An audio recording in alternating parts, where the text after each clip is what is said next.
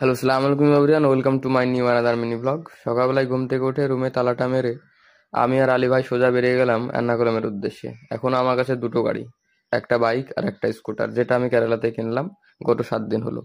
আর গত 7 দিন হলো আমি আমার কাজটা ছেড়ে দিয়েছি। তার একটাই কারণ, হামার। কি অবাক হলে তো!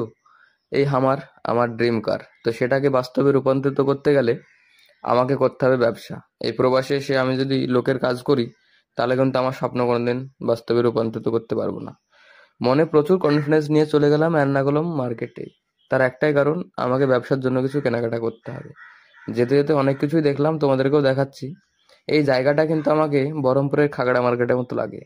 সেম টু সেম ভাইব পাই আমি এখানে। তো এখানে কিছু কিছু ছোট ছোট জিনিসপত্র আছে যেগুলো আমাকে কিনতে হবে, যেগুলো না কিনলেই না আমার ব্যবসা আমি স্টার্ট করতে পারবো না। এখানে আলী ভাই আবার দাম দর শুরু করে দিয়েছে, যেহেতু আমরা বাঙালি, 10 টাকা কম পেলেই আমাদের ভালো। তো দেখা হচ্ছে আবার অন্য কোনো ভ্লগে আমার ব্যবসা কিংবা প্রবাস জীবনের কথা নিয়ে। টাটা।